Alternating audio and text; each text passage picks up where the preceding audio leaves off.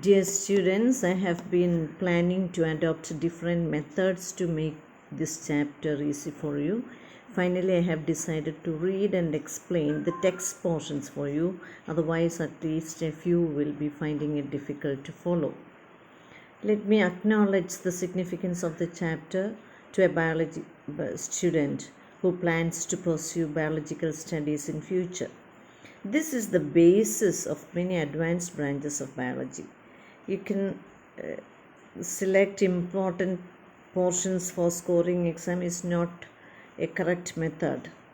Continuity in understanding concepts is a must. Please don't leave even a single line in NCERT book unlearned. I shall try my level best to make the complex sentences as simple as possible. Please refer maximum diagrams from internet, especially the diagrams at 3Ds. Then through your research, the less you will have to trouble in future. Write notes, draw diagrams and refer constantly. So let's begin the chapter 6, molecular basis of inheritance. In this chapter, you are going to study about the structure of DNA. Second one, the search for genetic material. Because in early 1900s, scientists were confused which is the genetic material. Even though Mendel has published many of his studies, the true nature of the genetic material was not revealed. Then about RNA world, the significance of RNA in organisms. Then a process of DNA known as replication. That means if one cell, when it divides into two cells, how does the DNA replicate or making the replica so that the daughter cells will be getting the equal amount or correct number of chromosomes.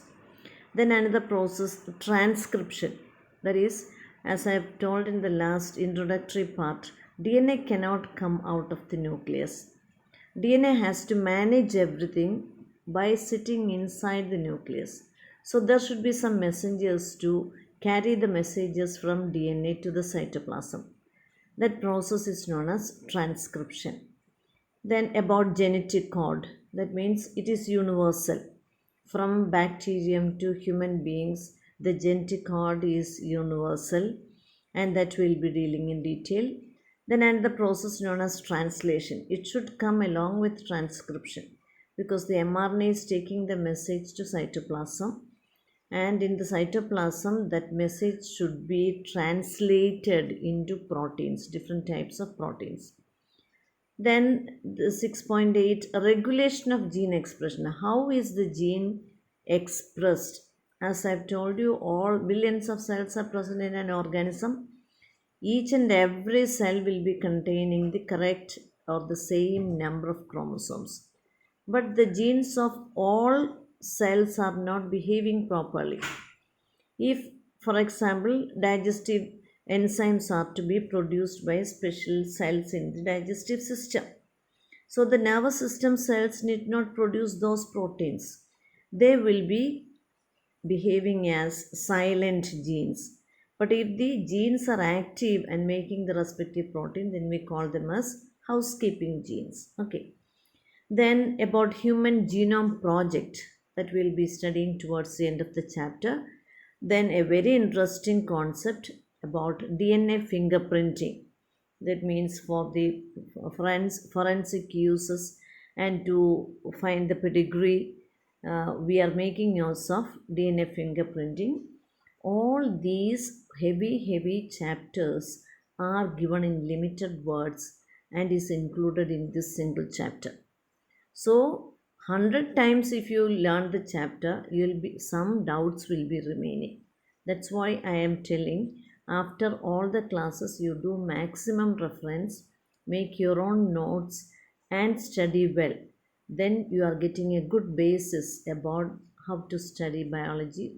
For example, if you're planning to go for biotechnology or bioinformatics or anything research work like that, this knowledge is essential.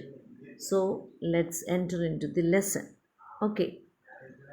In the previous chapter, you have learnt the inheritance patterns and genetic basis of such patterns. At the time of Mendel, the nature of those factors regulating the pattern of inheritance was not clear. Over the next 100 years, the nature of the putative genetic material was investigated, culminating in the realization that DNA, deoxyribonucleic acid, is the genetic material, at least for the majority of organisms. In class 11, you have learned that nucleic acids are polymers of nucleotides. That is, in the last chapter, genetics, we have been using some letters to show the dominance and recessiveness of some characters. At that time, we mentioned about some factors are controlling all the characters. But now, in this chapter, you are coming across the real party or the real person working behind all these changes. Even our mental thoughts, our intelligence, our aptitude, attitude, everything is controlled by genes. Now we are coming to a new definition about genes. Genes are nothing but parts of the DNA or deoxyribonucleic acids.